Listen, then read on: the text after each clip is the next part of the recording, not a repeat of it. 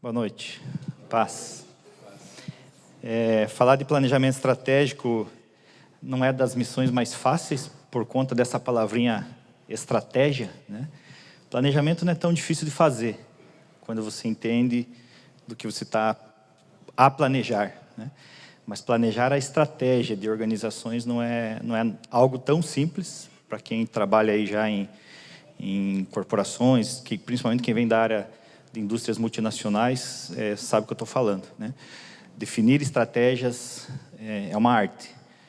E planejar a estratégia, mais ainda, né? Eu vou trazer alguns insights aqui, alguns resumos de aprendizados, experiências que eu desenvolvi aí ao longo dos anos, baseado em algumas referências bibliográficas que depois eu posso passar para vocês. Eu não incluí aqui, eu esqueci de incluir. Normalmente eu incluo um slide com referências para consulta posterior, para aprofundar no tema, mas eu posso incluir um slide a mais aí depois. As referências bíblicas eu também acabei não incluindo aqui, mas depois eu vou incluir nos slides que mencionam assuntos que a Escritura revela. A Escritura traz revelações acerca daquele assunto, eu vou incluir aqui também. E aí, assim como o pastor Vannes falou, a gente vai disponibilizar esse material para consulta futura, tá bom? Normalmente se fala de planejamento estratégico em 3 ou 5 etapas. E quem já trabalhou com isso, em grandes empresas principalmente, sabe que elas nunca são suficientes para entregar uma estratégia que seja viável economicamente, que entregue os resultados que são esperados. E aí, nesses anos aí de estudo, aplicando essas técnicas de planejamento estratégico em 5 ou 3 passos, a gente foi desenvolvendo aí algumas novas dicas que não estão em livros, que não estão em material, até porque esse material disponível na internet, até porque esse conteúdo não é dos mais velhos sobre planejamento estratégico. As referências bibliográficas são muito novas, muito recentes nessa área de estratégia, tá? Eu sou Alessandro, tenho formação na área de administração, pós-graduação em engenharia de qualidade e engenharia de produção. Trabalhei em algumas grandes empresas nacionais e multinacionais, já que eu não vou mencionar agora. No Brasil e no exterior também tive essa experiência, que foi através da qual Deus nos proporcionou conhecer esse ministério, esses pastores dessa casa, pastor Jackson, e desde então a gente está cada vez mais apaixonado pelo Senhor, por entender como eles compartilham a visão que Deus deu para eles, que Deus tem dado para eles, né? E estamos chegando cada vez mais próximo, a ponto de, recentemente, mudarmos para cá, para Itajaí, em fevereiro, mudamos para cá, e buscando entender mais e mais aí como eles conseguem fazer tantas coisas boas ao mesmo tempo e abençoar tantas vidas, né? Então, o propósito de a gente ter mudado para cá recentemente é esse. Hoje eu atuo como consultor de empresas nessa área de gestão estratégica, melhoria contínua, sistemas integrados de gestão na área de qualidade, segurança e meio ambiente. Temos trabalhado recentemente aí na indústria alimentícia, que é o meu background maior, o meu conhecimento maior é na indústria alimentícia, desde o desenvolvimento de produtos, embalagens e agora na cadeia produtiva mesmo, né? Hoje eu estou trabalhando, representando uma consultoria americana no Brasil e trabalhando no setor aí sucro alcooleiro, soja, óleo e derivados aí de soja, tá? Nenhuma dessas qualificações aí me alegra mais do que a de esposo da Jo, pai da Júlia, pai do João e do Emílio. João e Emílio que chegaram há 2 semanas aí na nossa casa, direto do céu para a nossa vida, para abençoar as nossas vidas.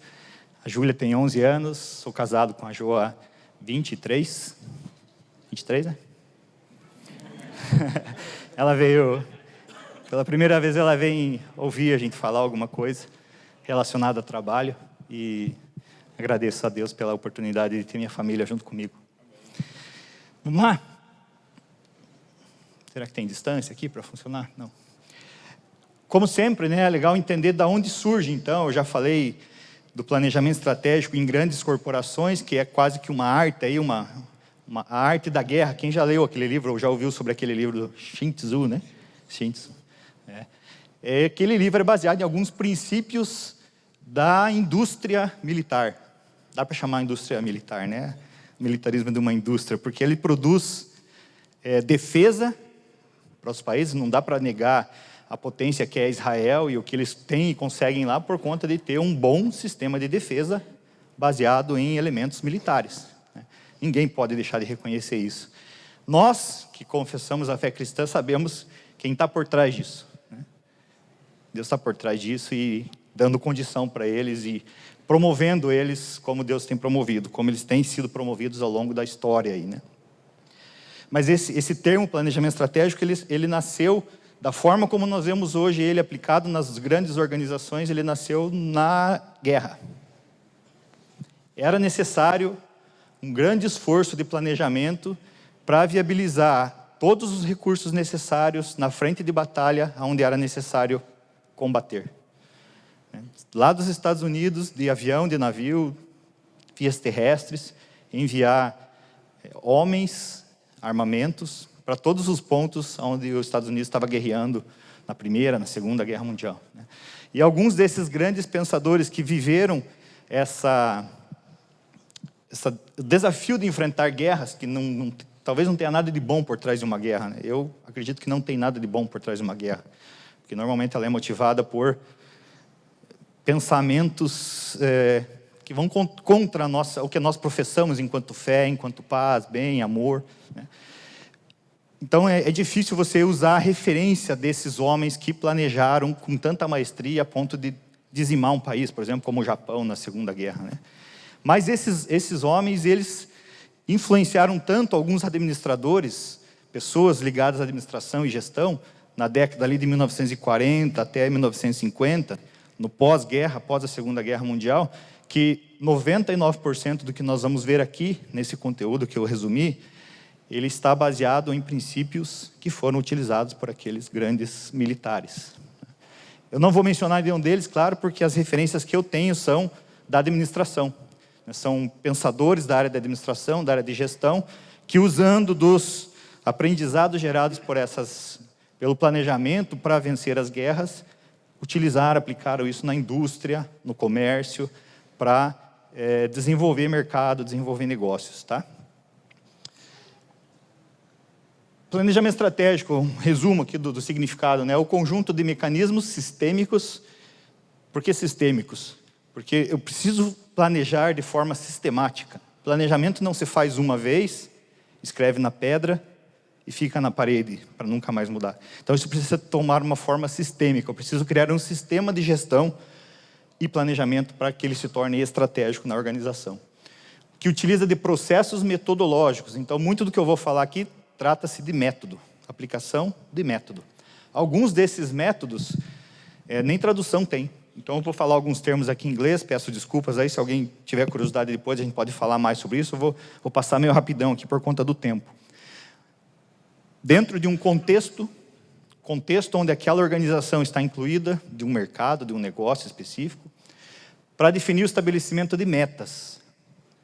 Se eu planejo algo é para atingir um objetivo. Numa organização, esse objetivo é representado por metas, indicadores. Em qualquer organização. O empreendimento de ações, se eu tenho metas, eu preciso fazer algo para alcançá-las. Tem metas de vendas, se eu não sair vender no campo onde está destinado a entrega do meu produto, provavelmente eu não vou vender, a menos que eu tenha um sistema de vendas online pela internet. Mobilização de recursos, definir metas e ações, talvez não seja tão difícil. Mas mobilizar todas as pessoas da organização para aquele fim, para aquele propósito, engajar todos nesse plano de ação que foi construído, nessa meta que foi definida, é um grande desafio. É um grande desafio para nós como igreja, não é? Nós temos uma grande visão, nós sabemos o que fazer, temos que evangelizar, temos que alcançar o órfão, a viúva. E a gente fica fazendo campanha atrás de campanha, campanha no sentido de engajar as pessoas, né? Não só aquelas campanhas que a gente tanto condena por aí, mas fica fazendo movimentos para engajar as pessoas, para conseguir levantar recursos para fazer o que tem que ser feito. Então, engajar as pessoas, mobilizar os recursos é um grande desafio, e por isso tem uma etapa aqui que eu não encontro nos livros, mas eu incluo aqui, isso é de minha autoria, ou na verdade da sabedoria aplicada aí nesses anos de exercício que a gente tem feito. Então eu falo um pouquinho disso aqui. Para tomar decisões, Então, às vezes, você tem pessoas engajadas que têm dificuldade de tomar decisões porque elas não estão alinhadas no contexto, na visão, na missão que a gente vai falar, visando a consecução de objetivos. Então, agora sim, se eu tenho recursos engajados, mobilizados, metas, contexto definido, eu consigo me aproximar de atingir o objetivo. Muitas vezes não está simplesmente relacionado diretamente ao que nós vamos planejar e fazer, porque o contexto, quando eu falo de contexto aqui, trata-se também de um contexto mercadológico. O pastor Vânios falou aqui das vacas gordas e magras, né, que nós chamamos de ciclos econômicos na administração. As vacas magras são ciclos de baixa de investimento, as vacas gordas são ciclos de altos investimentos, e esses ciclos ocorrem ciclicamente a cada X períodos, né, a fim de alcançar o sucesso. Alcançar o sucesso numa organização é atingir o seu objetivo, não necessariamente fazer dinheiro.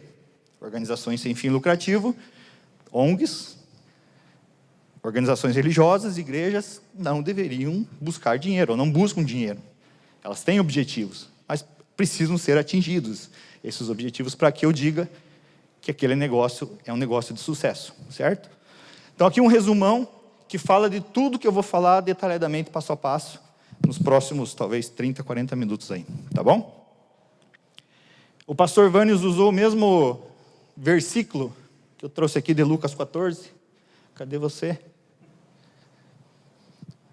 Jesus falando aos seus discípulos em Lucas 14, o pastor Vânios já explicou, não vou me deter aqui em explicar, mas ele começa explicando, né? Se você vai seguir o que eu estou falando, vai dar continuidade naquilo que eu estou fazendo, pense bem.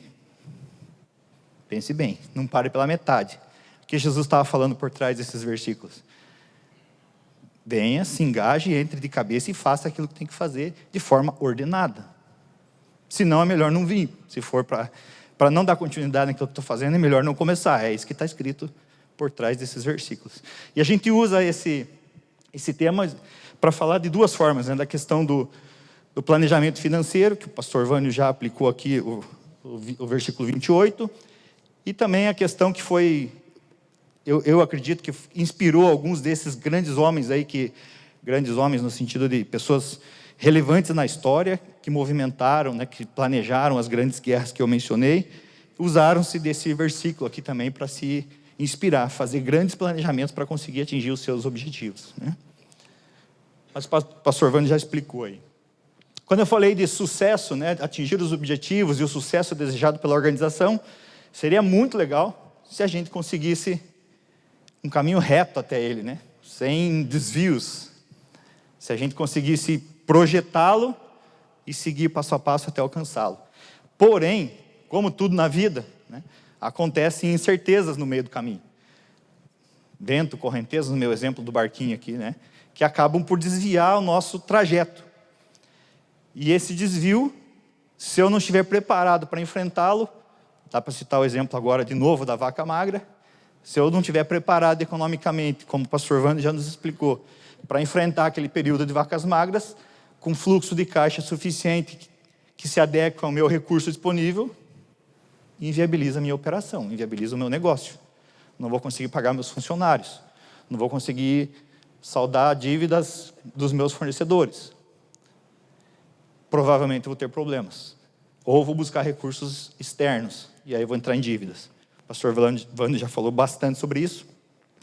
Então, o segredo do planejamento, a motivação de ter um bom planejamento é sobreviver a essas incertezas, essas intempéries, que eu não consigo prever, muitas vezes.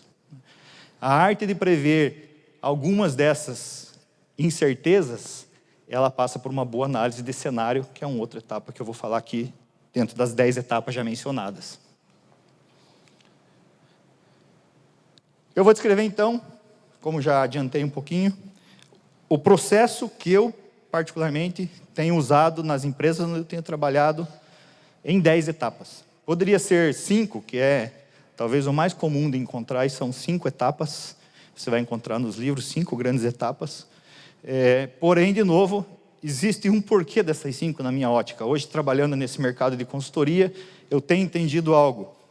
Essas 5 etapas, elas criam uma necessidade de as empresas, as grandes organizações, manterem um relacionamento com essas consultorias, com as empresas de treinamento, Alguém aqui é consultor além de mim agora, nesse momento? Não. Não, né? A necessidade de tornar isso mais claro, as etapas do planejamento, o processo do planejamento, praticamente inviabilizaria algumas consultorias de planejamento estratégico, que ajudam empresas a fazer o seu planejamento. Dificilmente empresas de médio e pequeno porte, mais difícil ainda, conseguem ter pessoas dedicadas a fazer planejamento, a gerenciar a estratégia do que foi planejado. Grandes empresas conseguem ter áreas de planejamento. Mesmo essas necessitam de suporte metodológico. Por quê? Porque normalmente você tem dentro da sua empresa especialistas no que você faz. Se você vende embalagem, você vai ter especialistas em embalagem. Se você vende alimentos, você vai ter especialistas naquele produto. Dificilmente você consegue ter um cara generalista com especialidade de mercado dentro de uma pequena e média empresa, né? As grandes ainda conseguem. Mas mesmo elas não conseguem prever esses cenários, avaliar esses cenários. Por isso, normalmente se trabalha com consultoria nessa área de gestão estratégica. Tá? Mas, de novo, talvez esse conteúdo que eu vou dar aqui, você não vai encontrar ele dessa forma em nenhum lugar, e você pode me questionar depois, se você quiser e tiver essa oportunidade e necessidade, qual o embasamento para falar de alguns desses passos do processo, e eu vou tentar te explicar posteriormente, aí, porque eles vêm de uma experiência prática. Eles não vêm de nenhum livro, eles não vêm do Google, tá? Eles vêm de experiência prática. O processo, então, eu dividi em duas grandes etapas e 5 fases cada uma, 5 etapas cada uma. Começando por uma parte bastante estratégica, essa parte superior, definir o negócio, estabelecer uma visão, definir os valores que permeiam essa organização, definir uma identidade para o negócio e avaliar o ambiente no qual ele está incluído. Essa etapa aqui eu chamo da etapa estratégica mesmo. Essa parte aqui ela tem que ser feita pela pessoa que teve a ideia do negócio, pela pessoa que teve a revelação de Deus sobre aquele negócio. Ela não pode ser feita por ninguém mais além daquele cara que teve a ideia. Por que você acha, o pastor Vânio já mencionou isso, por que você acha que Faraó convidou José para trabalhar na estratégia de gestão do Egito durante os 7 anos de vacas magras? Porque foi o cara que teve a revelação do sonho. Ninguém mais conseguiria fazer aquilo a não ser José, que teve a revelação do porquê Deus levaria 7 anos de escassez no Egito. Ninguém mais conseguiria fazer isso, só José. Então essa etapa aqui, se você é dono de empresa, se você é líder, gestor, o número 1 da empresa, da igreja, essa responsabilidade é sua. De novo, aí eu falo, né, desse mercado de consultoria, porque ele cria essa dependência, porque essa pessoa que teve a ideia e o sonho, muitas vezes ela não sabe como fazer. Ela não sabe como tornar aquilo realidade, né? E aí tem a possibilidade de contar com ajuda externa nesse mercado de consultoria. E a segunda etapa é a etapa de transformar essa visão aqui, estratégica, superior. Vamos lá, filho. Eu aprendo, até o final da palestra eu aprendo. Transformar isso em algo concreto, que as pessoas consigam se conectar. Então, uma vez tendo um ambiente reconhecido, depois de passar por aquelas 4 anteriores, definir a estratégia do negócio, definir um plano de trabalho. Master plan é um termo genérico para um plano de trabalho, plano de ação. Você já deve ter ouvido isso de outras formas. Planejar as finanças agora detalhadamente, porque conforme a gente já ouviu aqui do pastor Jackson e do pastor Vânios, se eu não souber como eu vou começar aqui a captar recursos, talvez eu nem coloque aquela ideia em prática, né? Por isso a gente já colocou esse tema planejamento financeiro antes dessa palestra. Mas aqui eu estou falando de detalhar estrategicamente as minhas finanças. Aquela planilha que o pastor Vânios mostrou aqui, hoje ele consegue fazer ela detalhadamente, porque hoje ele tem as entradas e as saídas. Quando ele fez a primeira vez lá, ele fez algo provavelmente muito grosseiro, de alto nível. Grosseiro, digo, né, de genérico. Hoje ele tem ela detalhadinha, inclusive com o custo do cachorro-quente lá, que a gente viu numa reunião de obreiros lá de quem ministra os cursos, né?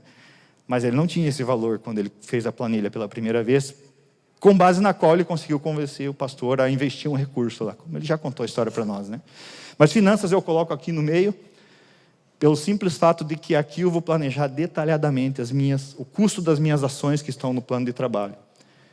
Uma vez que eu sei detalhadamente finanças e o que eu vou fazer, planejar a estrutura e rodar o ciclo que a gente chama de ciclo PDCA, o ciclo de melhoria contínua. Nessa área aqui é a minha praia, onde eu tenho trabalhado ultimamente, é fazer a gestão desse plano de negócio. Definir um plano de negócio, definir um planejamento estratégico, talvez não seja das mais difíceis artes, mas fazê-lo acontecer e engajar todo mundo para que ele se torne realidade e entregue o resultado esperado, é sim um grande desafio. Você está aqui hoje, você deve ser líder responsável de alguma coisa numa empresa pequena, média ou grande, ou numa igreja, ou numa área, num ministério, num setor, e você deve saber disso, né? Muitas vezes você tem uma visão clara, você tem os objetivos, tem um plano de trabalho, e você precisa convencer 2, 3, 4, 5 ou mais, às vezes 1000, numa grande empresa, numa multinacional, e você precisa fazer com que todos caminhem na mesma direção. Todos contribuam para aquele esforço, para aquele resultado. Eu vou falar um pouquinho dessas 10 etapas aí, vou tentar falar 3, 4 minutos cada uma, então provavelmente nós vamos gastar mais de meia hora aí até acabar. Alguém tem problema com horário? Se tiver, não tem problema que você levante, não atrapalhe os colegas aí, não tem problema nenhum, mas eu vou gastar mais meia hora aí, pelo menos, tá? Como eu falei, as 5 etapas tradicionais lá que você vai encontrar em livros é definir missão e os objetivos, definir as competências necessárias, competências no sentido de conhecimentos e habilidades que as pessoas têm que ter, engajar as pessoas, disponibilizar os recursos e ter um plano detalhado de como eu vou desenvolver aquele negócio. Essas são as 5 etapas macro e normalmente os grandes escritores, pensadores aí atribuem a uma clareza nessas 5 etapas como resultado do sucesso para o que você vai planejar, para o que você se pretende a fazer como organização. E alguns escritores, né, essa parte aqui eu gosto de falar dela porque alguns desses escritores eles dizem que se você não tem no mínimo os objetivos e a visão do negócio clara, você vai criar confusão na organização. Porque se as pessoas não sabem como o negócio é medido, como é que eu meço se o negócio está indo bem ou mal? Se as pessoas não conseguem enxergar isso, elas vão continuar fazendo o que elas estão fazendo. Se estiver dando certo, muito bom, parabéns, até chegar às vacas magras. Se as pessoas não tiverem, se o negócio não estiver indo bem, não estiver dando certo, as pessoas continuarem fazendo a mesma coisa, o resultado vai continuar ruim. Alguém disse um dia que fazer a mesma coisa e esperar resultados diferentes é quase que uma loucura, né? Seguindo aqui na sequência, se eu tenho objetivos, mas não tenho competência, ou seja, conhecimento e habilidade para fazer o que eu sou responsável por fazer dentro dessa estratégia, eu crio ansiedade. Porque eu quero fazer, eu sou engajado, eu sei qual é a visão, eu entendo os objetivos, mas eu não consigo. Preciso me desenvolver naquilo, preciso de uma ajuda, preciso de me desenvolver tecnicamente. E isso cria ansiedade nas organizações, em todos os lugares, né? Inclusive na criação de filhos, na igreja. Se eu não tenho condição, não sei como fazer, a única coisa que me resta, sendo cristão, é orar e pedir que Deus me abençoe e me dê visão, me dê condição, me capacite. Mas ainda isso é um problema para nós hoje, porque a gente lida com ansiedade todos os dias, dentro e fora da igreja. Exatamente por não ter planejado os recursos aqui com competência necessária para entregar os resultados. Se eu não tenho engajamento das pessoas, cria-se, eu chamei aqui de morosidade, mas as coisas não desenvolvem. Engajado aqui é um termo mais avançado do que o comprometido que a gente usa. Quem sabe a diferença entre comprometido e engajado?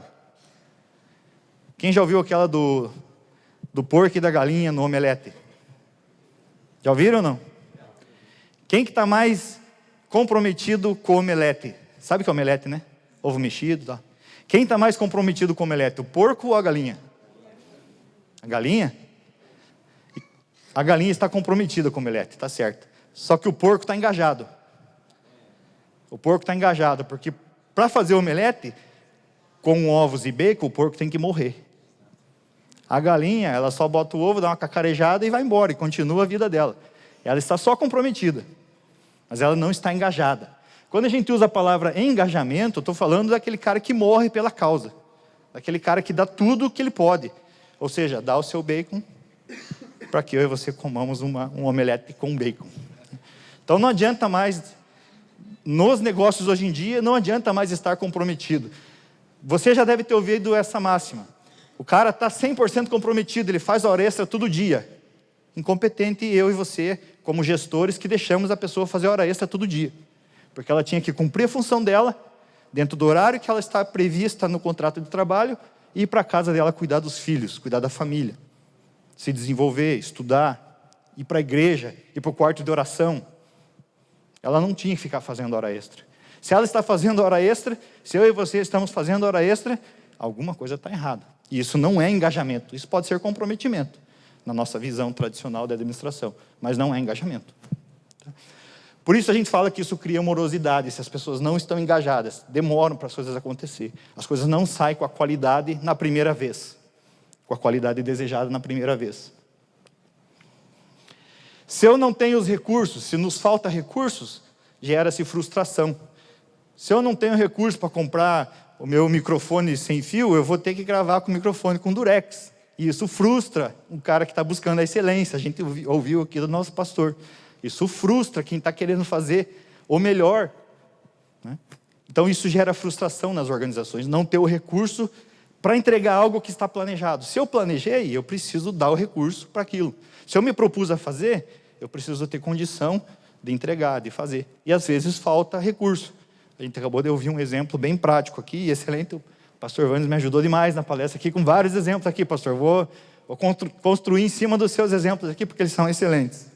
E nós não conversamos sobre as duas palestras ainda. É só o Espírito Santo, né?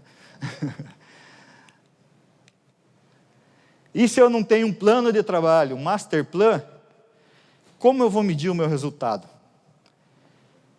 Como eu vou garantir que as coisas que deveriam acontecer, aconteceram, e o resultado que eu esperava vai vir?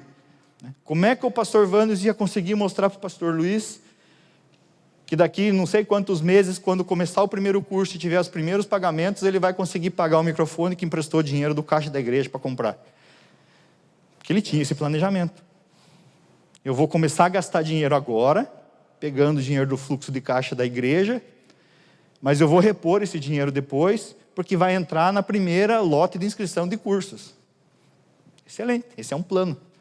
Sem esse plano, como que ele ia mostrar isso e conseguir estar fazendo hoje o que eles estão fazendo? Alcançando centenas, talvez milhares de pessoas em 8 polos, né, pastor? 13 polos avançados aí de ensino. Ele não ia conseguir fazer isso, se ele não tivesse esse plano detalhado numa planilha de Excel, bendito Excel, né? Eu também gosto dos Excel, pastor. Também sou ficcionado por eles. Não pelo Excel em si, mas pela visão que ele te dá do que pode acontecer projetando cenários, né? Tudo bem? Esses 5 passos aqui, que são os clássicos, que você vai achar em alguns livros aí, eu detalhei eles um pouco mais, tá? Só para ajudar vocês. Normalmente eu uso isso com guia de referência, né, para dar as consultorias que a gente dá. Eu escrevi um pouquinho mais. Normalmente eu não faço apresentações cheias de texto, eu deixo elas mais abstratas e trabalho mais na oral, na explicação. Mas por conta de que talvez você se interesse pelo assunto ou precise se aprofundar no assunto e vai pegar essa apresentação depois, aí eu escrevi um pouquinho aqui algumas coisas para ajudar aí no futuro, tá bom? Passo a passo, então, vamos falar de cada uma daquelas 10. Começando pelo negócio, a primeira que eu mostrei, definição do negócio. Então, definir um negócio, que produtos e serviços esse negócio se propõe a entregar. É um grande desafio. Se eu tenho uma visão de negócio, que ela se concretiza num produto, né? Eu tenho uma visão de gerar bem-estar e alimentação, e o produto é um cachorro-quente, que tipo de cachorro-quente eu vou vender? Com quais atributos para que eu possa cobrar 7, 10, 15 reais? E concorrer com o cara que cobra 3. O pastor Vannes também deu esse exemplo, né? Ou um serviço de limpeza, serviço de jardinagem, qualquer que seja o serviço. No meu caso da consultoria, é um serviço que eu presto, serviço de consultoria. Eu não entrego um produto. Eu disponibilizo as minhas horas e entrego conhecimento para as pessoas, para as empresas que eu trabalho. Então, esses produtos e serviços dentro de um negócio conhecido, que você vai, então, anunciar e tentar encontrar clientes para ele, é o primeiro desafio. Como eu faço isso? Então, alguns passinhos rápidos aqui. De novo, né? Qual área eu vou atuar? Qual mercado? Em qual região? Se eu não souber disso, talvez algumas coisas que eu deveria planejar ali na frente vão patinar, não vão acontecer. Então, eu preciso definir o meu negócio, produto e serviço dentro de uma área de atuação. Se eu estou falando de alimento, tem algumas regras da indústria alimentícia que eu preciso respeitar. Se eu estou falando de região Itajaí, tem algumas questões culturais desse local aqui que eu preciso compreender. Por exemplo, se eu falar para você que o meu cachorro-quente, que eu mencionei há pouco, tem 2 vinas, você vai comer o meu cachorro-quente ou não? O curitibano sabe o que é vina. Vina é salsicha. Lá na minha cidade, na minha terra. Então, se eu fizer um belo anúncio com uma foto linda de cachorro-quente e escrever 2 vinas, eu matei meu produto. Porque você não vai comer, você não vai lá na minha barraquinha. Provavelmente, você não sabe o que é vina. Você fala, que trem que é esse que eu vou lá comer cachorro-quente com vina? Vina é salsicha. Então, eu preciso conhecer o mercado onde eu vou atuar, a região, questões culturais. Estou aprendendo agora o peixerês aqui de Itajaí, né? Estou começando nele, para poder me comunicar, né, com as pessoas. Meu filho acabou de chegar em casa lá, ele fala, vixe, pai. Primeira vez eu assustei, ele fala, vixe, eu achei que ele já ia falar, vixe Maria, né? Mas é vixe, é só vixe por enquanto. Tá bom. Mas você precisa compreender isso para poder planejar esse negócio, para que ele seja um negócio de sucesso, né?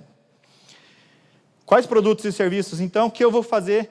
É muito comum começar um negócio sem saber exatamente qual é a característica do produto que eu quero vender. Se eu não sei a característica do produto que eu quero vender, como eu vou saber o que as pessoas estão buscando para que aquele produto supra uma necessidade? Nenhuma empresa, nenhum negócio subsiste se não for para suprir uma necessidade. Ninguém vai investir dinheiro em você se não for ter um benefício em troca. Matar fome, saciar fome, aprender, qualquer que seja a necessidade das pessoas. Então, conhecer esse produto e serviço vai me permitir, o pastor Vandes explicou a fórmula da precificação. Como que eu faço precificação se eu não sei se tem 1 ou 2 salsichas no meu cachorro-quente? É diferente ter 1 ou 2. Baseado na minha definição de produto, eu tenho especificações, atributos, características que eu vou me embasar para poder te convencer a comprá-lo. Te convencer a comprá-lo das diferentes formas possíveis. E a melhor delas também, mencionada pelo pastor Vânios, é um bom atendimento, um bom produto que cativa as pessoas, que gera admiração, que gera desejo de ter mais daquele produto, né? Isso é baseado em alguns atributos, sejam eles palatares, né, relacionados ao paladar, seja eles relacionados ao visual. Eu preciso conhecer isso para poder planejar. Definir valor e preço, o pastor Vandes falou bastante de precificação aqui, não vou falar. Preciso saber se o meu negócio é aquela sigla ali, B2B, ou B2B, ela está relacionada a business to business. Se a minha empresa ela vai fornecer para outras empresas, isso significa business to business. B2C é business to consumer. Se a minha empresa vai vender direto para o consumidor. Então, a minha empresa de cachorro-quente, o meu carrinho de cachorro-quente, ele vende direto ao consumidor. Então, ele é uma categoria B2C. Baseado nisso, eu me coloco no mercado de uma maneira diretamente relacionada com o consumidor. Se eu, todavia, me propuser a vender salsicha para o cara que vende cachorro-quente, então agora eu sou um B2B, business to business. Então, preciso me portar de uma maneira diferente em todo momento. Eu estou agora me relacionando com um empresário que vai dar continuidade no ciclo de vida daquele produto, que ele vai vender com o meu produto. Então, aí eu me torno business to business. Por que isso é importante você saber qual é a área que você vai atuar? Porque existem regras diferentes mercadológicas para mim tratar com consumidores, para mim tratar com outras empresas. Para mim tratar com outras empresas, tem regras. Normalmente as empresas têm regras de gestão de fornecedores, de escolha de fornecedores. Ninguém mais quer ter um fornecedor único. As estratégias hoje são diversas, mas ninguém mais quer depender de um único fornecedor. Se eu comprar salsicha só de um cara, sempre, e esse cara não puder fornecer daqui 1 mês, 2 meses, 3 meses, eu vou precisar desenvolver um segundo fornecedor. Então, eu estou usando esse exemplo porque talvez ele seja do mais simples aqui, né? E que se aplica em todos os negócios aí que talvez vocês estejam inseridos. Mas eu preciso definir desde o início qual vai ser o meu propósito. Está errado eu começar atuando no mercado direto do consumidor e no futuro passar a fornecer para outras empresas? Não. Está errado o inverso? Não. O errado aqui é você não saber o que você quer fazer para começar. Porque se você vai tentar fazer as duas coisas, provavelmente, com a mesma estratégia, e você vai ter resultados diferentes, porque as demandas são diferentes. Negócio físico, eu até coloquei e ou virtual aqui. De cima eu me propus a colocar ou, porque pode ser ou um ou outro. Mas hoje em dia não dá mais para fazer nenhum negócio que não tenha uma segunda opção virtual, que não tenha um site, um aplicativo de celular, qualquer que seja, uma rede social, não dá. Se você ainda não aderiu nessa onda, vai ficar para trás. Ainda há pessoas que gostam de ir na padaria buscar pão, mas a grande maioria já está usando os iFood da vida para pedir pão. Os Uber Food, como é que chama? Uber Eats, eu não gosto dessas coisas, mas já tem muita gente fazendo isso. Tá? Então, ali eu não coloquei ou, eu coloquei e, porque é necessário hoje em dia, infelizmente. A tela dos computadores, a tela dos celulares, excluiu muitos relacionamentos diretos, e isso é uma realidade de mercado. Ainda há setores que necessitam 100%, ou que sobrevivem 100% com o relacionamento interpessoal. São poucos hoje, e vão ser cada vez menores. Com as gerações que estão vindo por aí, vai ser cada vez menor o número de organizações que vão sobreviver somente com atendimento físico.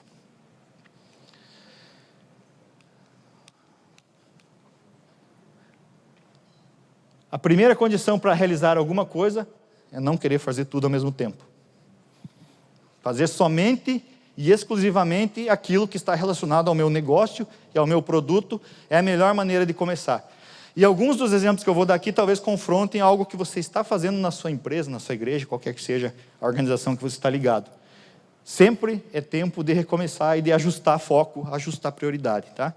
Então, por isso que eu falei que na última etapa eu vou explicar um pouquinho do ciclo de gerenciamento de tudo isso, que é rever o que a gente está fazendo. Vou ficar mais para cá, eu acho. Querer fazer tudo e não conseguir fazer nada é uma hipótese para quem não sabe o que quer fazer. É uma possibilidade para quem não sabe no que é forte, no que entrega com excelência. Quem já ouviu, quem lembra do Cacete Planeta e das organizações Tabajara? É o seu Creisso, isso é o seu Creisso, né? Quem é mais novo aí não conhece o Cacete Planeta da época, não era um bom exemplo em termos de conteúdo, né, de programa de mídia, de entretenimento, mas esse exemplo aqui do seu Creisso, ele explica o que muitas empresas hoje fazem por aí, por exatamente não saber o que deveriam fazer, não saber colocar força nas suas fortalezas, não saber como enfrentar as suas fraquezas. Exatamente por isso, acabam tentando fazer de tudo, né? Segundo passo, então, definir uma visão, missão do negócio. Parece simples. Eu era contrário a essa questão da importância da visão. Na verdade, eu nunca fui tão adepto a entender a questão de todo mundo caminhar na mesma visão. Eu venho de uma organização, passei quase 20 anos numa organização multinacional, que só tinha a visão geral da empresa. E todo mundo falava a mesma coisa, do vice-presidente que ficava lá na Suíça, até o operador que ficava aqui na fábrica que eu trabalhava, no Paraná. Todo mundo compartilhava da mesma e única visão. E eu achava aquilo horrível, porque a visão que o cara tinha lá em cima, na minha cabeça, era fazer lucro, mais dividendos para os acionistas. A visão do operador era encher o bolso para pagar as dívidas dele. E eu achava que essas coisas tinham que ser diferentes. Até eu ouvi uma mensagem do nosso pastor Luiz, acho que ele ministrou em 2011 no Café de Pastores, e depois daquilo ele ministrou 3 ou 4 vezes a mesma palavra, falando dos estabelecer a visão celestial, se eu não me engano era o nome da mensagem, propagadores da visão, amigos da visão. Ele pregou 4 ou 5 vezes. Todas essas ministrações estão naquele primeiro pendrive, que tem 85 mensagens, no primeiro que ele vendeu há um tempo atrás. Se você não tem ele ainda, procure, se você quiser saber mais sobre isso, porque para mim, as definições que ele trouxe, as revelações que ele trouxe acerca de uma única visão, construir o meu mindset que eu tenho hoje, ou me ajudar a construir esse mindset que eu tenho hoje em relação à visão, tá?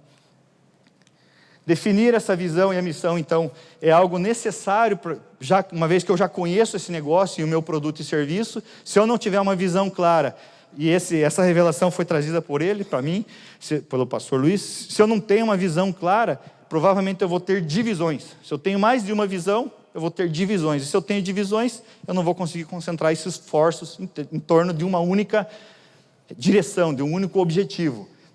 A diferença de missão e visão que você vai encontrar aí na internet, nos livros, alguns caras chamam de missão, o que eu entendo por visão e vice-versa, mas eu vou tentar esclarecer ali já à frente. Essa visão e essa missão, elas precisam ser compartilhadas por todos, então preciso ter um sistema de gestão e de comunicação que faça com que todos enxerguem ela, né? Qual é a forma que Deus escolheu para tornar a visão dele acerca do mundo, acerca das coisas, do futuro, conhecida por todos? A igreja, eu e você. É eu e você que comunicamos a visão de Deus para as pessoas que não o conhecem. Somos nós. Então, comunicar ela, ser conhecida por todos, é o primeiro passo para eu me engajar naquela visão. Dificilmente pessoas vão querer vir para a igreja, vendo o que a maioria delas faz por aí hoje em dia, na mídia. Se não for no relacionamento direto comigo, com você, e ouvindo de nós o que é que Deus quer com tudo isso, dificilmente alguém vai vir com você e sentar no banco no domingo lá, que não conhece. Dificilmente alguém vai me acompanhar na igreja no domingo se não entender essa visão.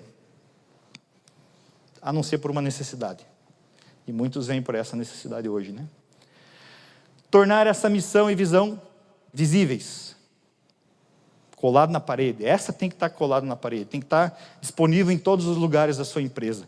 Qual é a sua visão para esse negócio?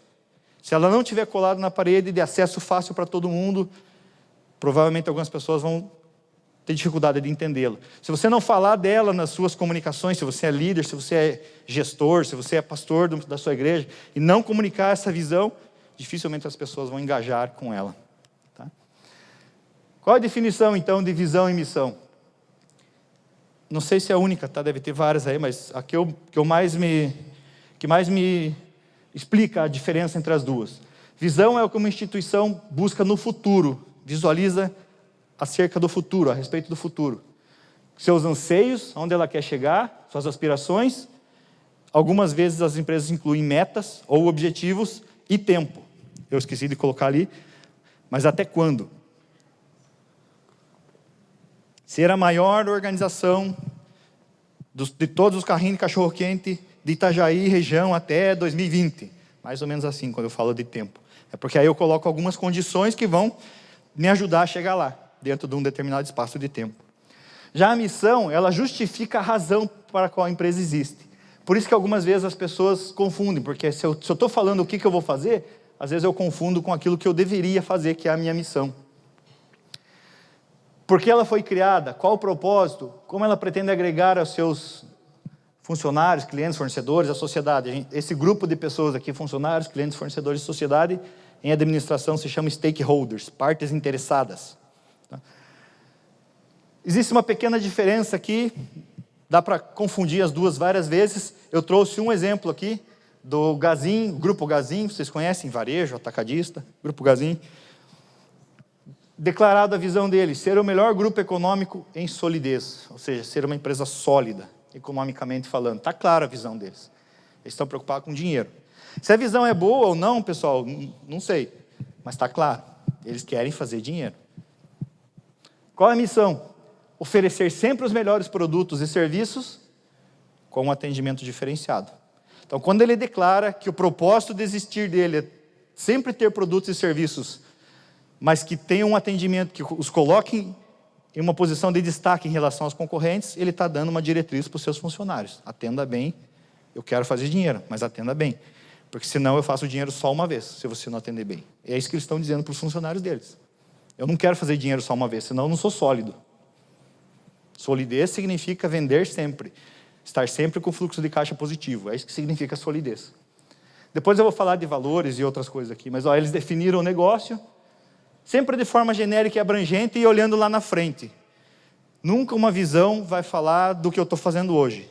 Porque senão ela já deixou de ser visão, ela passou a ser realidade. Então a visão e a missão, elas sempre me levam ao futuro.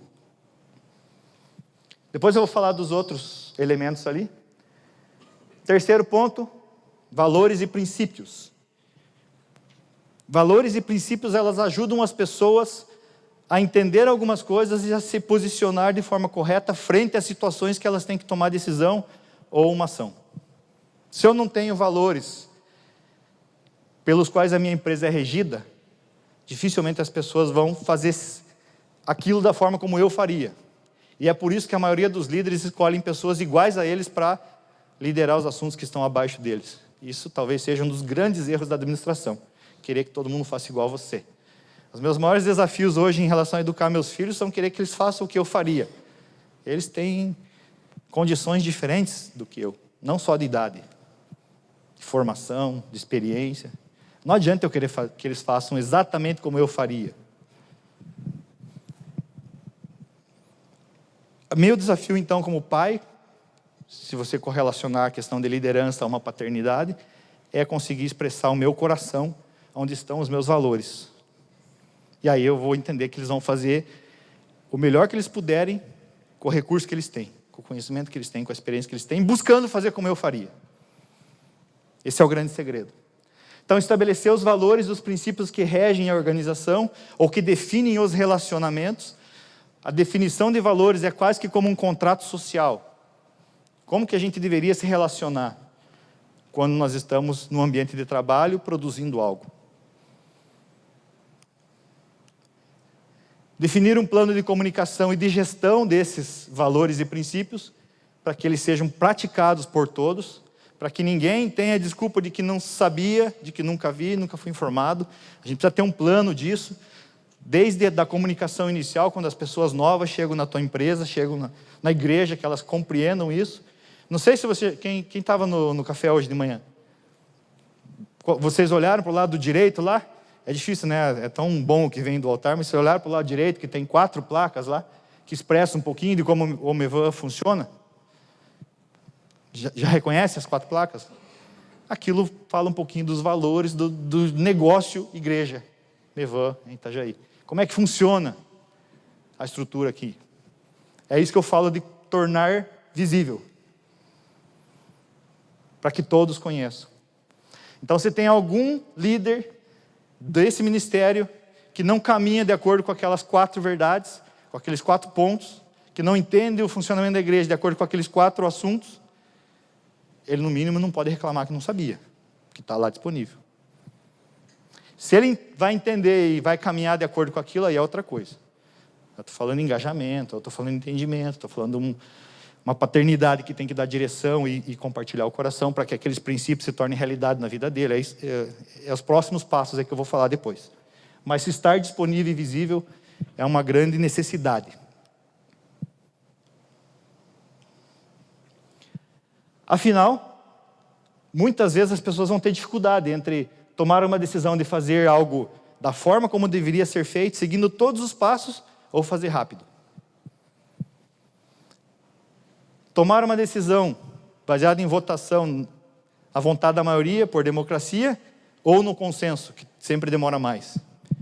Consenso não significa todo mundo concordar, significa alguém abrir mão da sua opinião por um objetivo maior, por algo mais relevante, mesmo que seja contrário à minha opinião.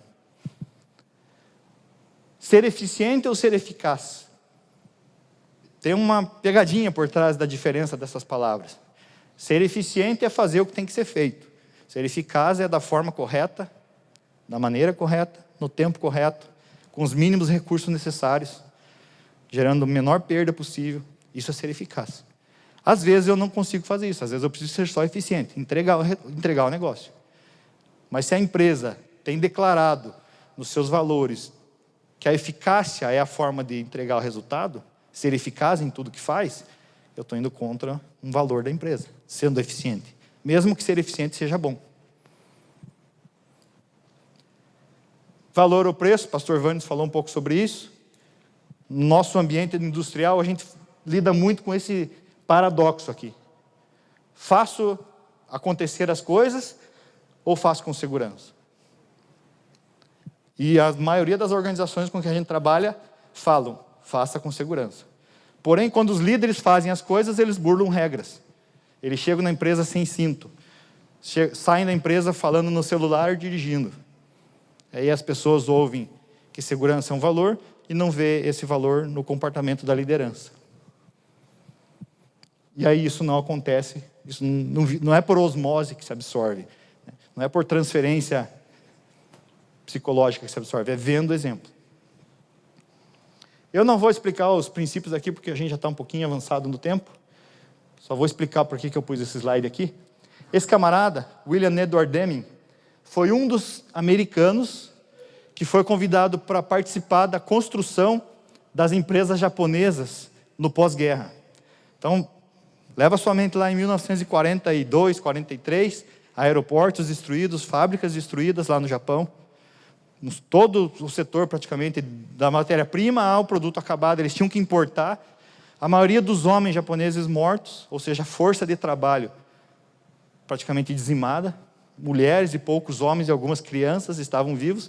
E esse camarada aqui, junto com alguns outros, eu uso ele de exemplo porque ele foi um dos precursores do que a gente entende hoje por essa visão do planejamento estratégico que eu trouxe aqui. Então ele estabeleceu esses princípios aqui que você vai ter depois no material de apoio, que ajudam hoje grande parte das grandes empresas que usam um sistema de gestão corporativos, sistema de gestão de qualidade, segurança, meio ambiente, melhoria contínua, os famosos termos difíceis aí, Lean Manufacturing, Six Sigma, essas metodologias de melhoria contínua que somente as grandes empresas hoje conseguem manter no mercado, é nesse setor que eu trabalho hoje, com melhoria contínua. Esse camarada aqui embasou, baseado na experiência que ele teve, aplicando isso para reconstruir o Japão, do nada, em praticamente 10, 15 anos, a uma grande potência mundial. Então, de 1945 até 1960, em 15 anos, o Japão já estava com os carros da Toyota, numa melhor condição comparativa de custo, eficiência, qualidade, numa melhor situação do que os carros americanos que eram produzidos nos Estados Unidos. Por conta desses camaradas, Deming e alguns outros, que se dispuseram a estar lá no Japão, aplicando conhecimentos que eles aprenderam com a guerra, agora de forma estruturada em negócios. E aí isso se tornou a grande potência, que é, não sei se você conhece, o sistema Toyota de produção. O sistema Toyota de produção é uma das maiores invenções em termos de gestão de produção da indústria automobilística. Até hoje é aplicada em todas as indústrias automobilísticas, em todas, sem exceção. Por conta da aplicação prática desse camarada aqui. Então eu ia explicar os princípios ali, porque eles ajudam a guiar algumas coisas, mas depois você lê no material aí. Valores do mesmo grupo Gazin, só para continuar naquela mesma pegada. Entender o cliente. Como que eu falo lá na minha missão, que eu quero ter um bom atendimento, se eu não tiver esse valor explícito aqui? Entender o cliente. Como que eu converto venda? Quem trabalha com venda aí? Como que eu converto venda? Se eu não entender o que o cara está procurando. Eu posso atender 50 pessoas por dia. Isso não é eficiência. Eficácia, é se essas 50 pessoas que eu atender todo dia comprarem algo de mim. Eu até uso esse exemplo algumas vezes, minha esposa não sabe disso, mas hoje ela está aqui, ela vai ouvir. Ela ganhou meu coração porque ela era vendedora da loja onde eu comprava as coisas, sabia? Aí ela me dava tanto desconto, eu chegava lá, ela já sabia o que eu queria comprar, o meu gosto, e hoje ela está aqui 23 anos depois, experimentando dessa... não vou falar de mim. Mas ela ganhou meu coração vendendo algo para mim. Ela era vendedora de uma loja onde eu gostava de comprar roupa, só que eu gostava de comprar roupa porque ela sabia o que eu queria. Até hoje eu não mudei isso. Eu entro na loja, se eu bater as coisas e bater o olho e gostar, eu pago e levo, se eu tiver dinheiro. Se eu não tiver, eu não levo, mesmo que eu goste. É um princípio da administração financeira. Não faço dívida, não uso cartão de crédito, não dou cheque pré-datado. Até hoje, graças a Deus. Mas ela sabia o que eu queria e às vezes eu não tinha dinheiro, mas como eu queria o coração dela, eu comprava. Depois eu aprendi que não podia mais fazer isso. Confiar e gostar de gente. Como que eu vou entender o cliente se eu não gostar do relacionamento, de conversar? Não dá, esses caras aqui são vendedores do varejo e do atacado. Então, preciso gostar de pessoas. Ser implacável no corte de desperdícios. Como que eu vou ser uma organização de sucesso, ter os melhores preços se eu tenho os maiores custos? porque eu tenho grandes desperdícios no meu dia a dia. Não dá. Então, eu não vou ler todos, tem outros aí, acho que são 10 valores que eles expressam no site deles. Se você tiver curiosidade, dá uma olhada depois. Também não estou fazendo propaganda do Grupo Gazin aqui, não, tá? Eu não sei nem quem são, quem é o dono, eu procurei esses dias aí, achei como um bom exemplo de definição de visão, missão, valores. Está disponível na internet, então não tem direitos autorais nenhum, vocês podem consultar lá depois. Mas tem coisas ali que eu acho que poderia ser, inclusive, melhor. Depois eu vou tentar achar o telefone do dono do grupo, eu vou tentar vender uma consultoria para ele, para melhorar os valores, a missão e a visão deles. Definir a identidade do negócio. Um logo e um motto falam por si. O que é o logo? É aquela imagem que você olha e te lembra o que a empresa faz, te lembra o negócio, te lembra o produto, te lembra o serviço. O que é o motto? É aquela fala chicletes que você fica lembrando, aquela música chicletes que pega, né? Aquelas musiquinhas chatas de época de eleição. Né? Esse é isso que a gente chama de motto aqui. Nós tivemos no último experiência GPC 10 ou 20 pessoas, lá, se não me engano foram 20, né? 20 pessoas falando sobre identidade, sobre propósito. Então ali tem uma aula, praticamente 2 dias, falando só sobre identidade. Identidade no sentido de visual, de como é que eu conecto o meu propósito de existir com algo que eu estou fazendo e como as pessoas me enxergam como negócio, como profissional. Né? Então não vou falar muito disso, tem bastante material lá naquele conteúdo do GPC. Definir padrões de comunicação visual e linguagem de expressão. Então, se hoje eu sou um consultor da minha área de melhoria contínua e eu botar um vídeo no YouTube e abrir o meu vídeo igual esses youtubers da vida abrem os vídeos deles com aquele jargão, fala aí galerinha, o meu mercado já não vai assistir o resto do vídeo. As pessoas com as quais eu me relaciono não vão assistir o resto do vídeo. Se eu não começar da forma certa, com uma linguagem de comunicação que represente o que eu estou fazendo, o que eu estou vendendo, não adianta, eu não vou conseguir conectar isso em venda, em entrega de produto. Então, saber como se posicionar, como as pessoas que representam, como o meu corpo de vendas me representa como empresa, parte do princípio de que eu tenho que ter esses padrões bem definidos. Estabelecer canais de comunicações e mídia, já falei um pouquinho aí de internet, rede social, e um plano de comunicação com todos aqueles stakeholders, com aqueles camaradas lá, fornecedor, cliente, acionista, eu já mencionei no slide anterior. Quem você lembra quando você vê esse símbolo aqui? Da Apple. Esse aqui? Toyota. Amazon. Microsoft Windows. Não precisa nem escrever, porque você conecta diretamente. É assim que as pessoas precisam te reconhecer quando elas passarem por 15 segundos pelo semáforo e ver o teu outdoor na esquina. Por isso que serve um logo de uma empresa.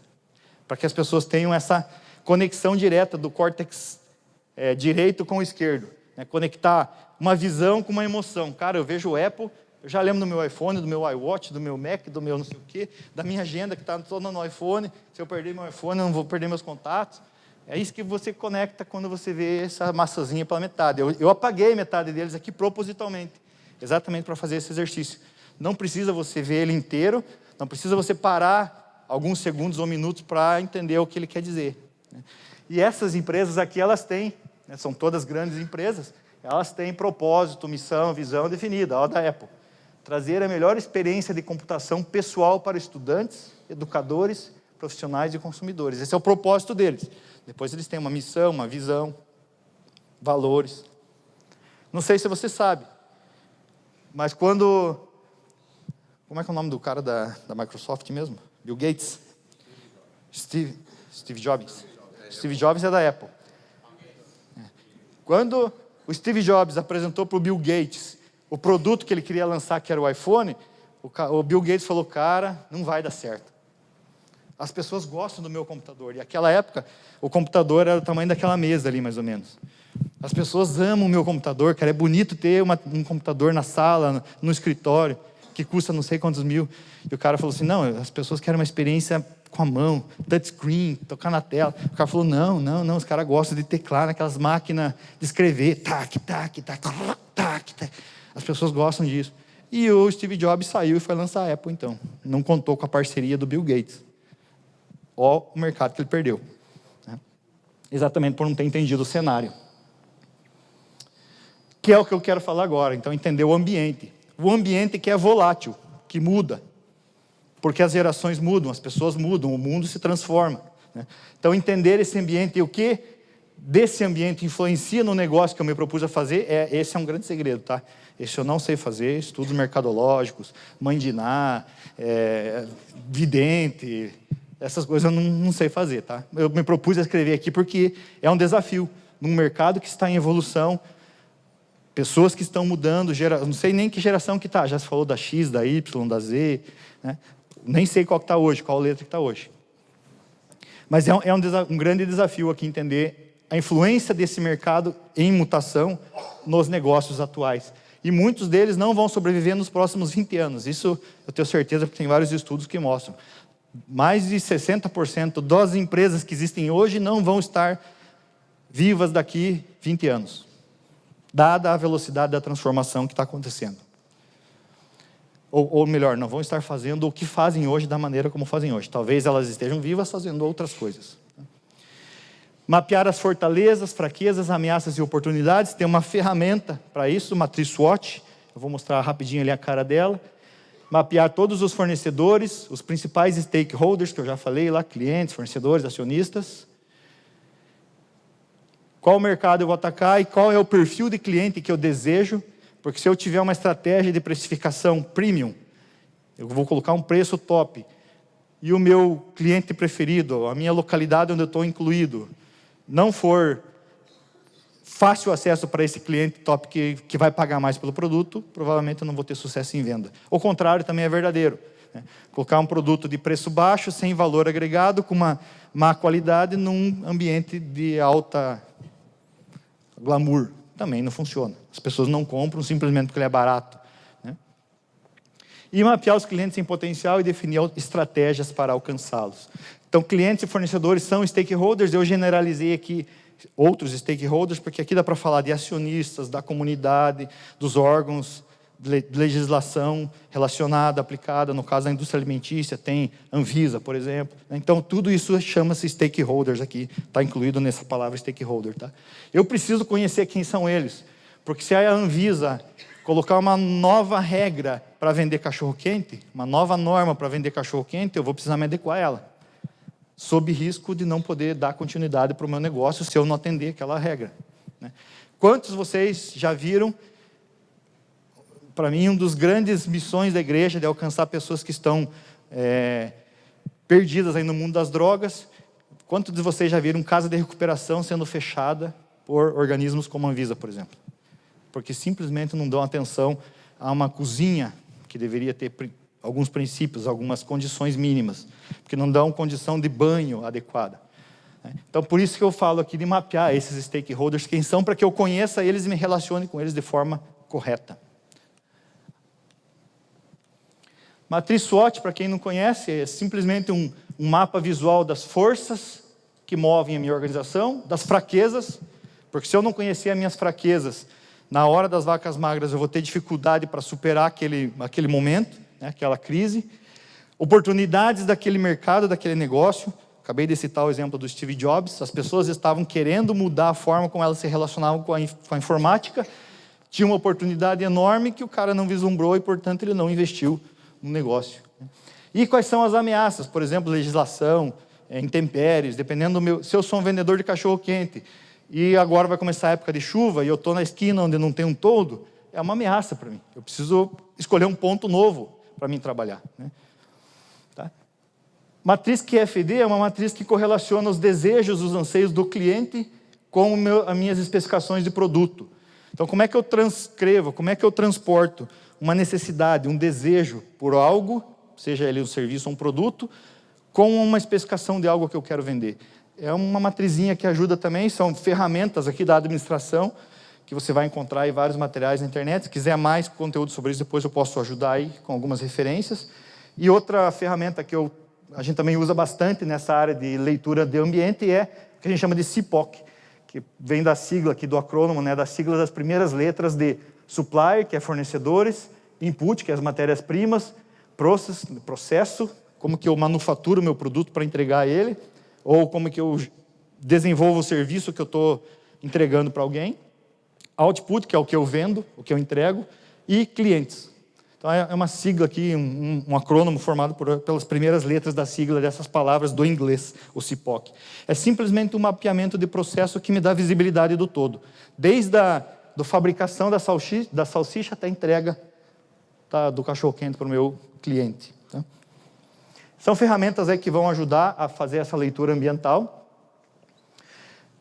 Passando para a segunda parte agora, um pouco mais hands-on, né? Mais mão na massa agora, mais transformar isso em algo que é visível pelas pessoas, pelos colaboradores, pelas pessoas que fazem parte da organização, a parte da estratégia. Então, definir medidas de sucesso e resultado, ou seja, esclarecer quais daqueles fatores internos e externos que eu vi no exemplo anterior, lá na análise SWOT, quais deles são mais relevantes para a organização. Se eu não souber quais são mais relevantes, porque fazer a leitura do cenário, talvez eu chame um economista, talvez eu chame um grande coach, talvez eu chame um grande vendedor aí que faz consultoria e o cara me ajuda a fazer a descrição do cenário. Agora, escolher quais desses pontos fortes e fracos, ameaças e oportunidades têm influência maior ou menor na minha organização, aí só eu posso fazer. Aí ninguém de fora consegue fazer. Mapear as barreiras e as alavancas. Barreiras são aqueles negócios que podem inviabilizar o meu negócio. E alavancas são aquelas oportunidades que podem promover o meu negócio. Então, preciso mapear elas no ambiente, saber quais são. Novas legislações, por exemplo, novas modalidades de consumo. As pessoas estão procurando agora cachorro-quente com... Dá um exemplo aí, você que gosta de cachorro-quente. Com purê de batata. Lá em São Paulo, eu achei horrível a primeira vez que eu comi cachorro-quente com purê de batata. Aqui não sei se vende. Mas você é de São Paulo ou não? É de São Paulo, sabia. Porque eu cheguei em São Paulo, pedi cachorro-quente com 2 vinas, não tinha. E o cara falou, não sei o que é vina. Eu falei, é salsicha, desculpa. Tá, mas aqui tem purê e calabresa. Eu falei, mas calabresa no meio do salsicha? Não dá certo. Né? Mas era uma questão regional. Né? Então, quais são as alavancas? Né? Modalidades de consumo, coisas que eu posso embarcar e usar para crescer o meu negócio.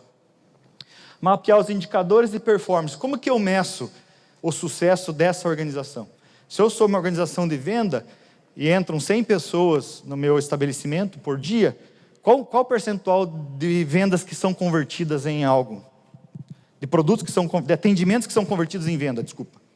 Qual o percentual? 50%? 50% numa indústria é péssimo. Num comércio talvez seja bom. Né? Aí não sei se é vendedor dos melhores. E talvez, se eu atender 10 pessoas e vender para 5, talvez seja um número bom. Na minha realidade da indústria é ruim, 50% de efetividade.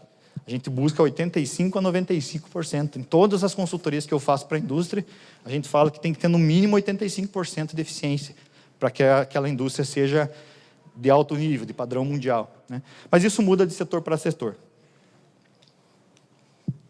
Definir as medidas de avanço e progresso. Não vou me propor a explicar aqui, mas rapidamente tem um outro slide ali que eu vou pular ele. Medidas de avanço são medidas que me levam para a visão, para a missão, para um propósito maior. Medidas de progresso são aquelas medidas de dia a dia. Eu preciso vender 10 cachorro-quente por dia para tornar meu negócio viável. Então, eu vou medir. Hoje eu vendi 9, amanhã 12, depois da manhã 15, hoje 5. Controlar essa entrega, quantos cachorro-quente eu vendo, para que eu tenha aquele fluxo de caixa que o pastor mostrou aqui numa planilha, é o que a gente chama de medida de progresso. Se eu estou progredindo no sentido dos meus objetivos. Agora, se eu estou avançando no sentido da minha visão e missão, são medidas de avanço, são medidas um pouco maiores. Como é que eu meço, então, se eu, pegando aquele exemplo do Gazin, se as pessoas estão sendo bem atendidas? Não interessa quanto eu converti de venda, mas eu preciso saber se as pessoas estão sendo bem atendidas. Aí eu tenho pesquisa de satisfação, por exemplo. O resultado da pesquisa de satisfação dos clientes que entram na empresa e dão aquela resposta é um exemplo de uma medida de avanço. Quantos de vocês já receberam aquele e-mail? Obrigado por se hospedar no nosso hotel. Responda a pesquisa de satisfação. Já responderam ou não? Mas já receberam. Eu também às vezes não respondo. Mas depois que eu entendi que aquilo é uma medida de avanço que ajuda as empresas a melhorar, eu comecei a responder. Hoje eu respondo. Se você entrar lá no TripAdvisor, você vai ver meu nome lá em várias respostas. Né? Porque são medidas de avanço que aproximam as pessoas do objetivo maior, da visão. E as medidas de progresso, ela já tem que, por obrigação, controlar. Né? Eu não vou usar o outro slide ali, porque seria um pouco mais complexo o exemplo que eu trouxe, e esse é mais fácil. Né? Se conseguir, se for possível, definir uma estratégia para curto, médio e longo prazo. Objetivos de curto, médio e longo prazo. Então, nesse ano, eu quero vender 10 cachorro-quente por dia. No ano que vem, talvez 15. E 2021, 20. Isso que eu falo de curto, médio e longo prazo. Normalmente, na indústria, no serviço, curto prazo é dentro do ano, médio prazo é de 1 a 3 anos, longo prazo é de 3 a 5, 10 anos. Ninguém planeja estratégia para mais de 10 anos. Ninguém. Todo mundo planeja no máximo 10, exatamente por conta desse mercado que está sempre em mutação. E ninguém planeja menos do que um ano também. Porque se eu planejar o que eu vou fazer mês que vem, eu tenho toda uma cadeia de fornecedores para trás de mim que tem que se virar nos 30 para entregar o que eu preciso de matéria-prima. Para o cara fazer a salsicha que eu vou usar amanhã, o boi, a vaca, a galinha já morreram uma semana, 2, 3 atrás. Então, essa cadeia de suprimentos, ela precisa funcionar. Por isso, a gente planeja, no mínimo, com um ano de previsão da estratégia. Essa figura aqui é uma forma que eu uso bastante de mostrar, de declarar essa estratégia. Então, a gente coloca a visão aqui no meio. Qual é a visão do negócio? Aqui em cima, as medidas de avanço. Aqui embaixo, as ações que eu faço no dia a dia para chegar naquelas medidas de avanço. Quais são as alavancas que eu encontrei lá na matriz SWOT, quais são os desafios, as ameaças que eu vou ter, para que eu consiga monitorar eles e ver se eles estão afetando ou não no meu avanço, e quais são os valores da empresa. É só uma forma gráfica de mostrar para todo mundo da organização a representação de tudo aquilo que a gente viu antes. É uma figura que eu uso bastante. Aqui um outro acrônimo, SMART, é uma palavra em inglês que significa inteligente. Para quem não conhece o inglês, aqui é inteligente. A gente usa o SMART aqui para falar que toda meta que eu vou ter aqui nas medidas de avanço, ela tem que ser S de específica, M de mensurável, A de alcançável, R de relevante e T de temporal. Por que eu falo isso? Porque se eu colocar uma meta de vender 50% a mais, é bom ou é ruim? Não sei em quanto tempo. No próximo mês, aumentar 50% das vendas é desafiador. Daqui 10 anos, aumentar 50%, talvez inviabilize o meu negócio.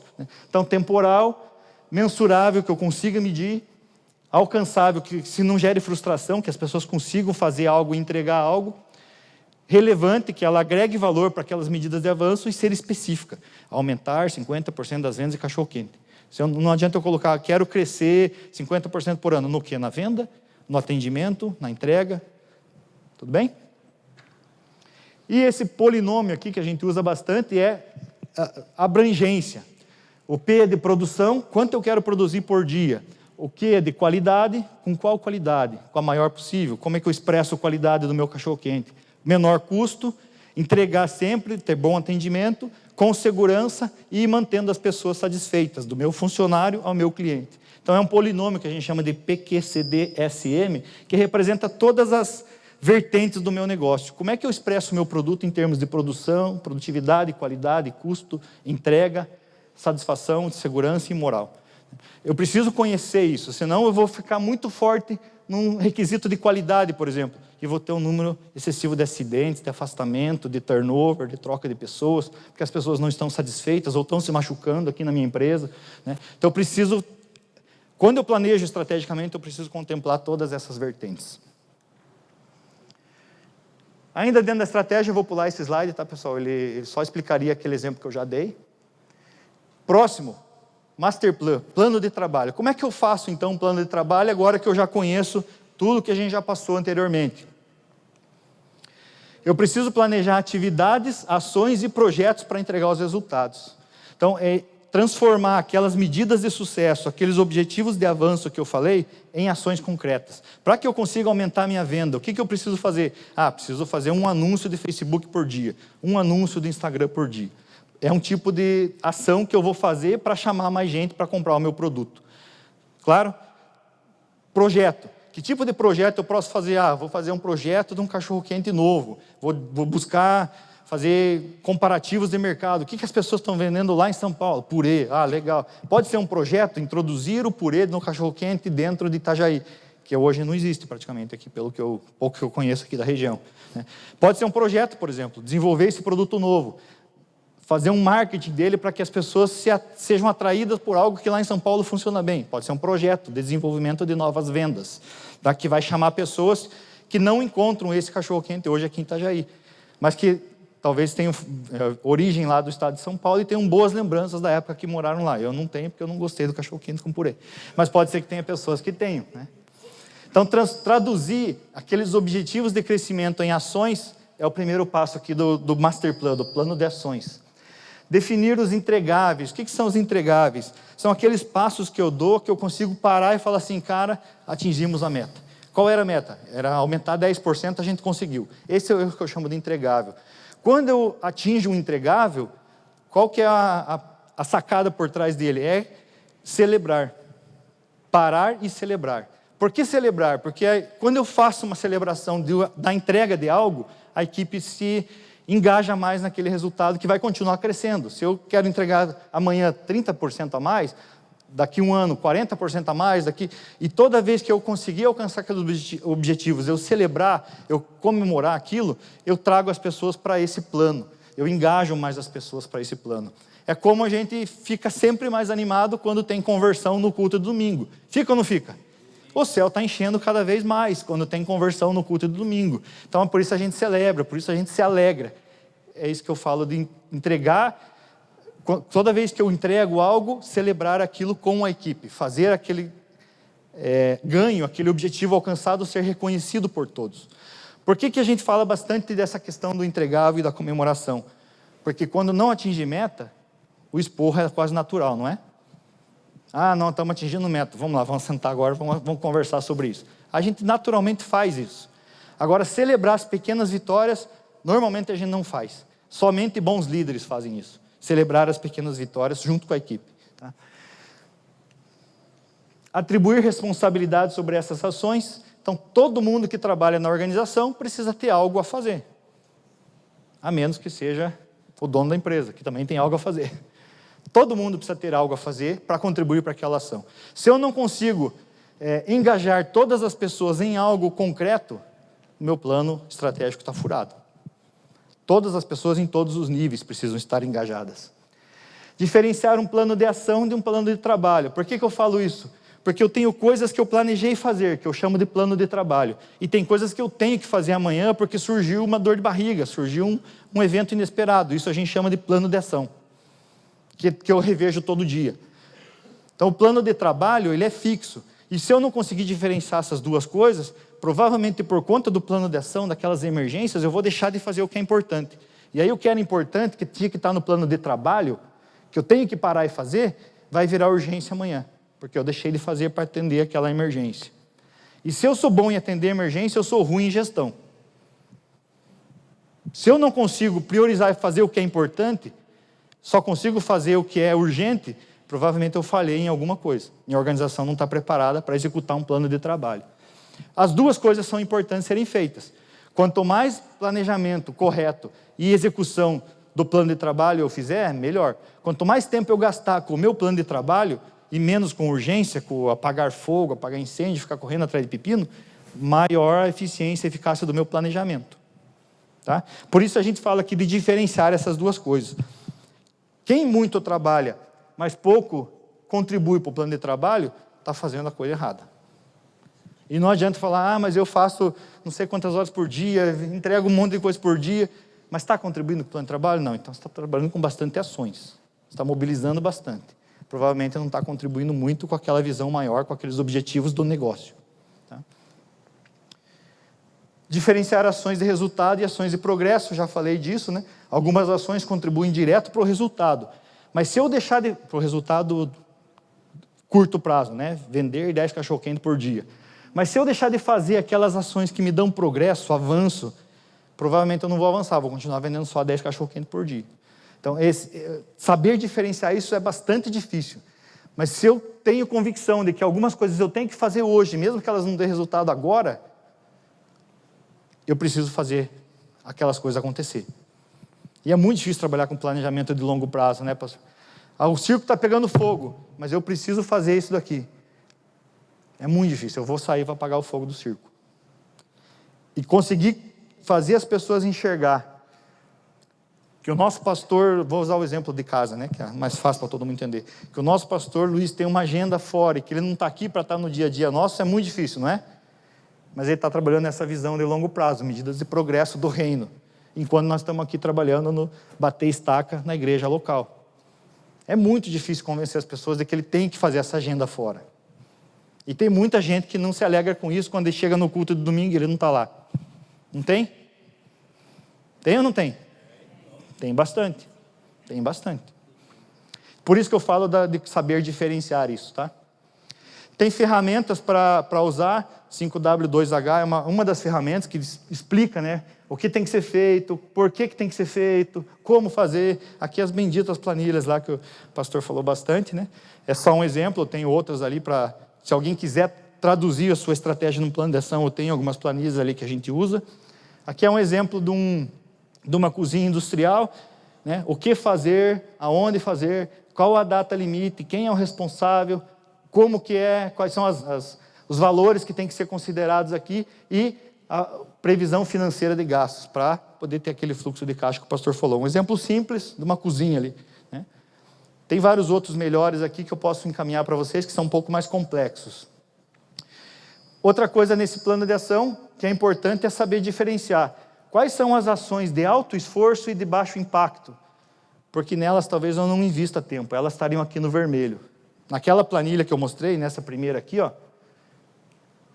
Cadê você? Bem? Eu tenho a questão da priorização aqui. O resultado dessas 3 letrinhas que eu não vou explicar agora, ele dá um número. Esse número, na minha planilha lá de priorização, ela posiciona a ação nesse quadrante. Então, a ação número 4, provavelmente eu vou engavetar ela, porque ela requer um alto esforço, mas ela traz um baixo impacto no resultado que eu quero. Já as ações 3 aqui, por exemplo, ela traz um alto impacto com baixo esforço. Essa ação vai ser a primeira da lista, porque eu vou ter um grande ganho fazendo pouco movimento. Entenderam a questão da priorização?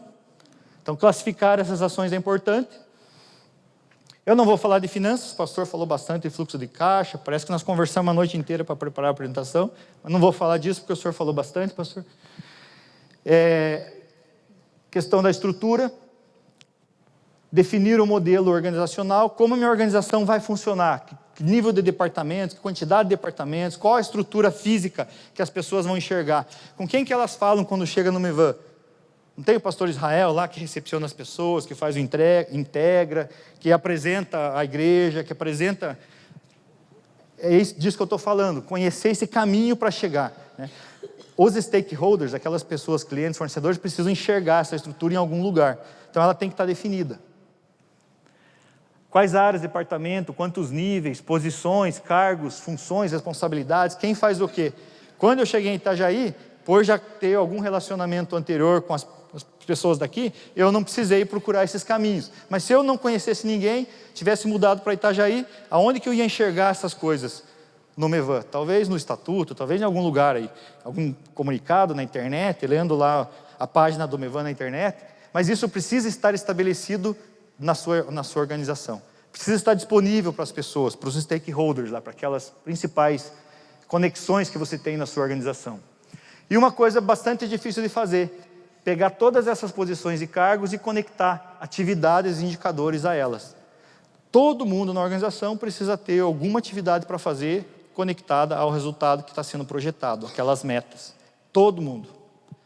Da pessoa que serve o cafezinho ao presidente da empresa. Todo mundo precisa contribuir para aquele resultado. E se sentir parte daquilo. Com maior ou menor esforço e impacto, mas precisa se sentir parte. E uma coisa importante que eu falei lá no início, que traz frustração às vezes, definir as competências necessárias para aquelas posições. Quais são a gente usa bastante a sigla CHAC, né? Os conhecimentos, habilidades e atitudes. Também não adianta ter um monte de conhecimento, um monte de diploma e não ser um cara de atitude, não fazer as coisas acontecer, não ir atrás, não puxar a fila, né? Ou não ter habilidade para fazer, ser um belo de um teórico, né? Quantos especialistas em Bíblia a gente conhece que não fazem nada com o conhecimento que tem? Não sei você, mas eu conheço alguns, né? Agora, eu conheço muita gente que não fala bonito, que não conhece versículo e capítulo e que faz muita coisa. É isso que significa aqui o chá, né? Conhecer, habilidade, conhecimento, habilidade e atitude.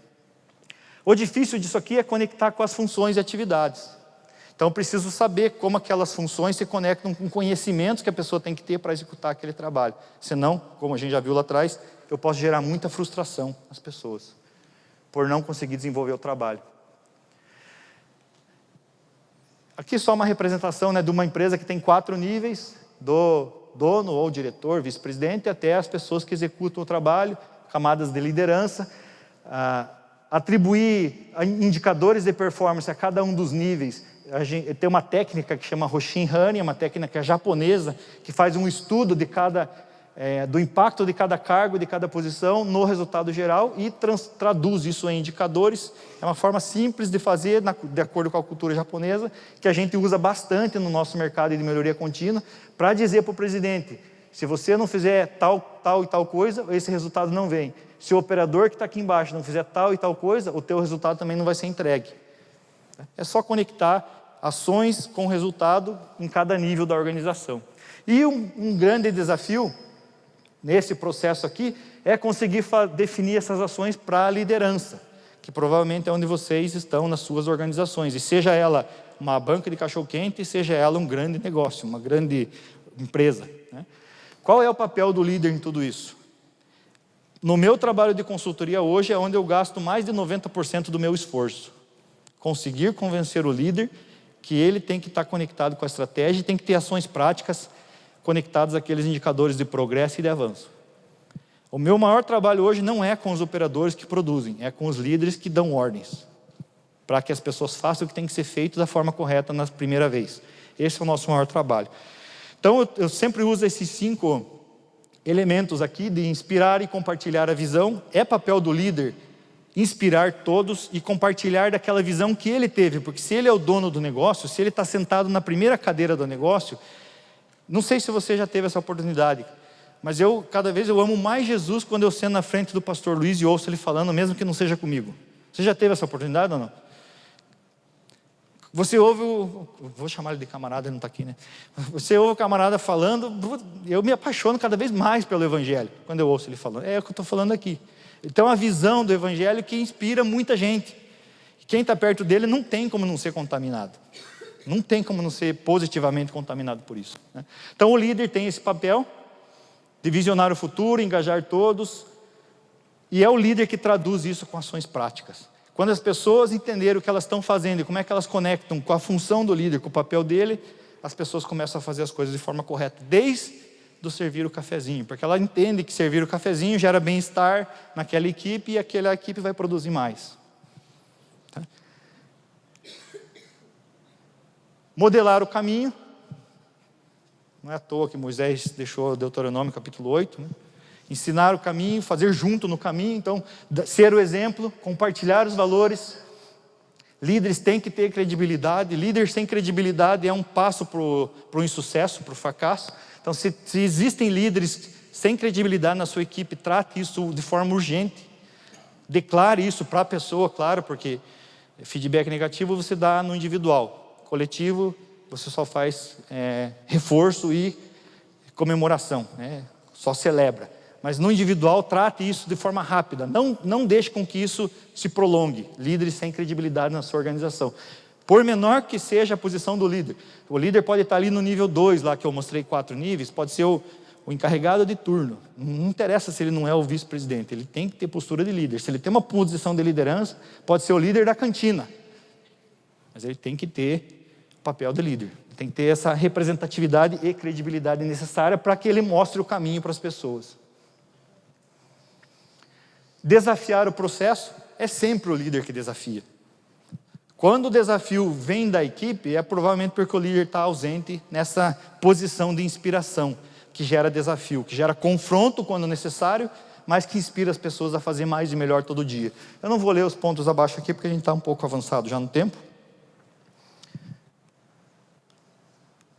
Oh, meu Deus.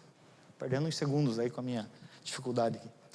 Habilitar outros para agir, ou seja, o líder que empodera, o líder que promove a colaboração, que deixa claro a contribuição individual, mas não abre mão do trabalho coletivo.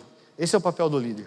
É o líder que reforça o quanto você pode contribuir para o nosso negócio, mas que deixa claro que se vocês não fizerem as coisas juntos, esquece. Não adianta você ser um Neymar com o comportamento do Neymar. Jogar toda a bola que o Neymar joga, com aquele comportamento individualista que ele tem, é ruim para a seleção. E esse papel é do líder, de comunicar isso, de tratar isso. E encorajar o coração, reconhecer, comunicar, celebrar valores e vitórias, cuidar da saúde emocional, espiritual da equipe, comunicar sempre, reconhecer a contribuição individual, eu já falei sobre isso. É o líder que faz isso, é o líder que conecta as pessoas com aquela visão maior. E o último passo, melhoria contínua, nada mais é do que uma revisão de todo o processo. Revisão do processo do planejamento, análise crítica, melhoria de processo e das entregas e do planejamento. Isso se faz de forma sistêmica. Em algumas organizações, isso se faz a cada 3 meses, em organizações menores a cada 1 ano, porque aí você precisa rodar o ano fiscal, planejar o ano seguinte, mas nas grandes organizações hoje a cada 3 meses elas revisam essa estratégia. Muda a missão, visão, valores, aquelas coisas maiores? Não, não muda. Ela reforça aquilo. Reforça quantas pessoas estão engajadas naquela missão, visão e valores. Mas normalmente não se muda isso há menos de 5, 10 anos, a cada período de 5, 10 anos. Tá? Isso se faz de uma forma sistemática, por isso a questão do ciclo PDCA. O ciclo PDCA é simples, é uma ferramenta básica de planejamento e gestão. Se você tem uma pequena ou média empresa, o ciclo PDCA é mais do que suficiente para você fazer gerenciamento do dia a dia teu. Se você não conhece sobre isso e quiser conversar depois, quiser materiais para ler, depois você me procura, que é uma ferramenta das mais básicas que serve para praticamente todos os negócios de diferentes tamanhos. E o ciclo PDCA ele tem essa característica de ser... Eu uso esse termo, ele não é conhecido por aí, não tem nada de literatura sobre ele, mas eu uso o termo de aspirar ao ascendente. O que é o aspirar ao ascendente? É eu fazer o primeiro ciclo com uma visão pequena, depois eu faço o segundo ciclo e vou aumentando a minha visão, a minha condição, a minha experiência. Então, a primeira vez que eu fiz o ciclo PDCA na minha empresa, eu listei 5 ações de melhoria. Na última vez que eu fiz, eu listei 50. Só para você entender essa questão do aspiral. É a questão da igreja, que começa no bairro, numa portinha, e depois alcança o reino e as nações. Esse é o aspiral ascendente. Como é que o Mevan gerencia tudo isso que ele faz com tantos braços estendidos aí ao redor do mundo? Com certeza não foi assim que ele pensou quando o pastor Luiz alugou o primeiro barracão. Ele não pensava nisso quando ele já visionava isso, mas ele não planejou isso quando ele alugou o primeiro barracão. É isso que eu chamo de aspiral ascendente.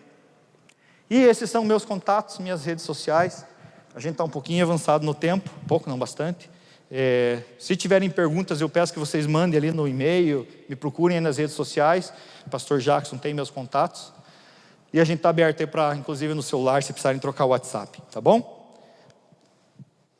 Obrigado. Deus abençoe. Se quiserem conversar mais sobre o assunto, ali vocês me acham. Obrigado, Alice. Olá pessoal, então muito obrigado por esse tempo que nós passamos aqui. Agradecemos a todos vocês que estiveram conosco nessa noite. Espero que tenha sido rico, que tenhamos contribuído. Nosso objetivo não é outro a não ser ferramentalizar vocês, equipá-los para que vocês possam desenvolver bem o chamado de vocês e cumprir o propósito. Vamos ficar